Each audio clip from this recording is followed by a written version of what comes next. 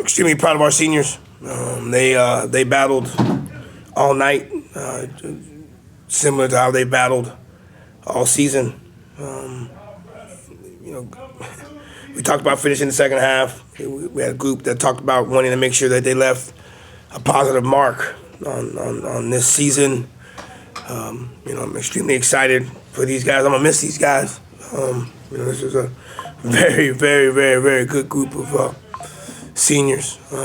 But hats off to Travis Moss. I'm gonna give him, last time Travis Moss started a football game was our spring game. He started tonight after Eric Horn did not play, after Jerome Nichols did not play. A guy who came in, he's a walk-on. He had to play linebacker for us today, and he did an amazing job. But offensive line did their job. Running backs did their job. Over 200, I want to say over 250 yards rushing, if I'm not mistaken. Excited for the win. We beat a very, very good Alabama A&M team. Very, very good, hot Alabama A&M team. So, but you win this game. It gives you the beginning of what our offseason will look like. I'm gonna miss this guy here to my right amongst the other 19 guys that we had here as seniors here at Florida A&M. Coach, week after Florida Classic, rescheduled game the day after Thanksgiving, and you get 10,000 people at the stadium. Man. Let's talk about this. Oh, man, not surprised, and then it was cold, right? I mean, it was cold weather, but not surprised with who came. I even thanked the band for coming, but I think they wanted to send these seniors off on the right note. But that's just what FAMU alumni and fans are all about. And I continue to tell people we got the best fans in the country. They showed it tonight. No school, day after Thanksgiving. I didn't expect as many as we did. Excited that they came, and they actually put some people that didn't come. Y'all missed a very, very good football game tonight. A long football game, but a very, very good football game tonight. Coach, I know it was a question that you got last week after the Classic, but now the 12 games are over. You finished 7-5, 5-3 in the SWAC. A season with a lot of highs, a season with some lows too. Take some time to reflect on this season, your first season as FAMU's head football coach. I learned a lot, not just on the football side. I'll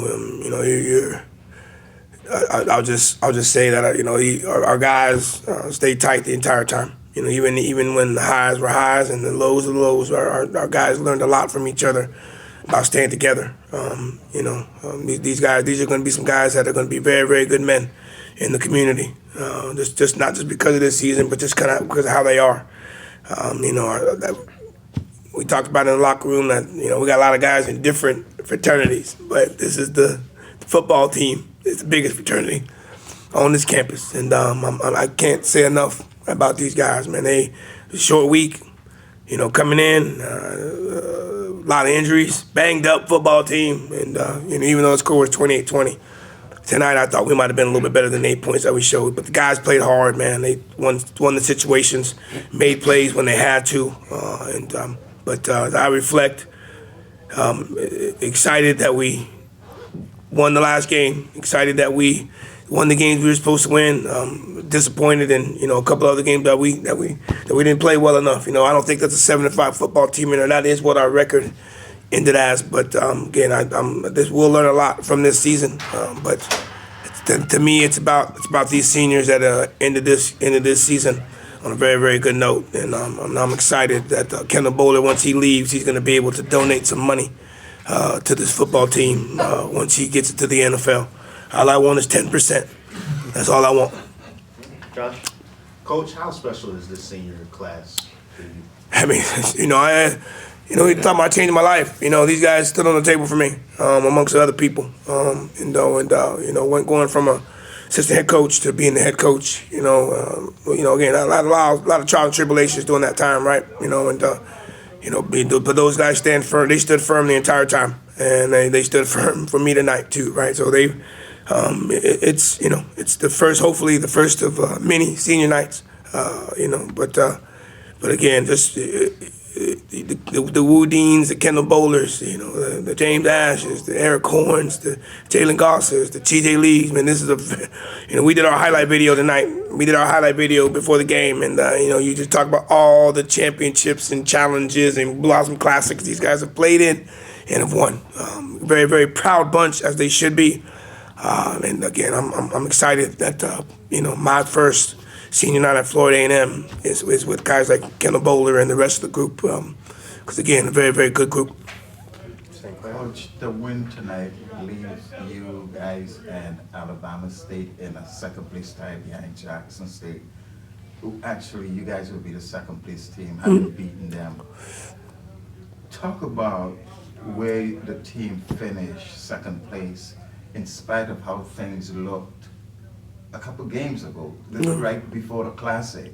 Talk about that and just how you feel moving forward. You're just upset that you look at that 7-5 record and you lose the 2 games that a lot of people thought you should have won. That would put you at 9-3. That's how I see it. But that's what football's all about. I'm extremely nervous today, especially with some of the guys that we had out. That we had a lot of guys that were injured today. You know what I mean? And we talked about playing complementary football and talking about offensively as we were getting ready to game plan. Talked about holding on and making sure defensively we kept the ball in front. And our defense probably played its best game tonight. Just guys flew around. They did what they were asked. They played hard.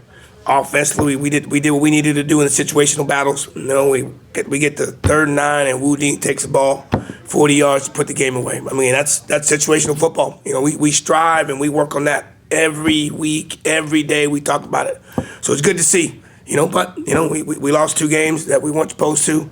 That's how the season went. But excited for them. I think a lot of people had us pick second. I think that's where they had us picked, and I guess whoever that person was, they got that part right.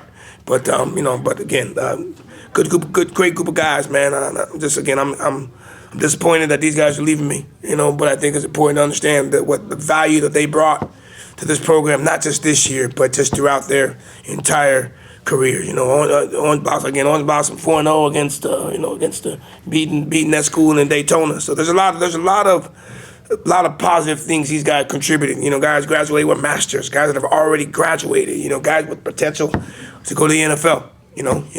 But I'm excited again who these people are and who they're going to become once they leave this place. Right. Coach, you were pretty animated at a point in the, I think it was late 3rd or early 4th quarter for a long period of time. I think it was about a good 5 minutes that you were pretty hot. Obviously I don't, without picking up any fines or anything, but what went into that? What did you see? What did you expect to have been take place, or you can describe your emotions in that moment? I think my guys will say I fight for them every time, regardless. You know what I mean? And we get a 4th down play, 4th and 12 on and our best corner in the conference is on a deep ball. You know what I mean? And he's taught to play a certain way, and he played it the way I taught him. And we get a flag. So a lot of times it's not the actual flag; it's the timing of the call.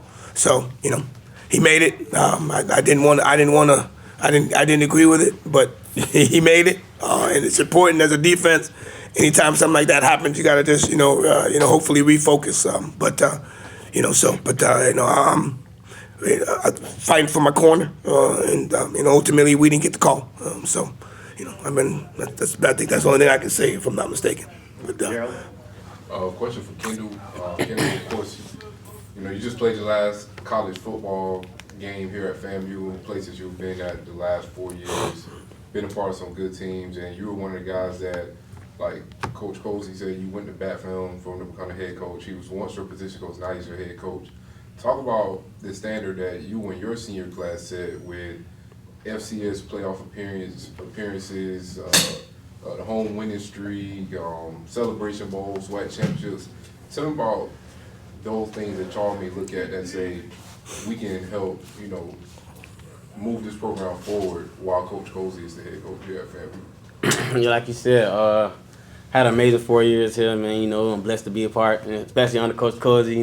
He was my position coach at first, and he finally became a head coach. Like you said, went to bat for him every day, trying to make sure he get that spot. So, like you said, man, I've been here for 4 years, around a lot of great guys, Marquise Bell, Terrell Jennings, you know, play with them guys, Celebration Bowl, won it all. But like the senior class, like you said, you know, set a standard, just stay focused. We trying to reload and repeat. But you know, season ain't go how it's planned, but we still fought to the end. You know, we came strong the last 2 games and won. So yeah, it went great. Kendall, talk about how emotional it was. Senior day, you got BJ out there, you got Chloe, you know, you got your parents out there. Just talk about how special it was for a senior day after seeing BJ's senior day. Oh yeah, it was definitely special. You know, man, just I ain't never thought this day was gonna come for real. I ain't gonna lie. I feel like I've been here forever, but you know, just lining up on that 50 and walking across, I'm like, oh man, it's finally came to an end. But you know, I'm blessed. My family's here. You know, BJ did it 2 years ago. I finally got to do it this year. You know, it felt amazing just being with my family. You know, taking a picture with the nice picture that Coach Colzie made for us.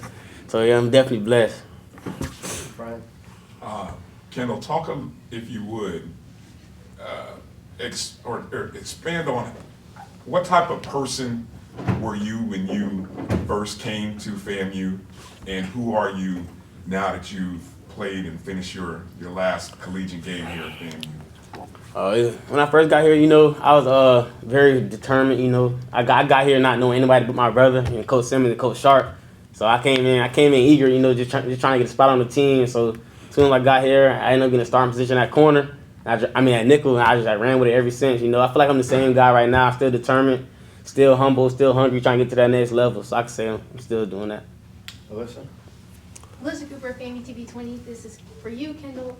So you and your teammates, you guys make a lot of sacrifices throughout the season. You guys have a lot of early morning practices. You guys having to travel back and forth for games, having to balance schoolwork and all that type of stuff. So how do you feel like your experience being on this team has prepared you for life after FAMU? My experience being on this team, you know, like you said, just helped me balance a lot. You know, like you said, like Coach Colzie said, I'm get my master's right now. I could be just doing, you know, like tennis classes and things like that, but I'm just, you know, I'm trying to get my master's and get like another degree. So I feel like me being part of the team and in school just helped me balance life. Last question for Josh. Kendall, 2-part question. What are some of your favorite memories here in Bragg, and why should a future prospect consider Florida A&M? Favorite memory in Bragg?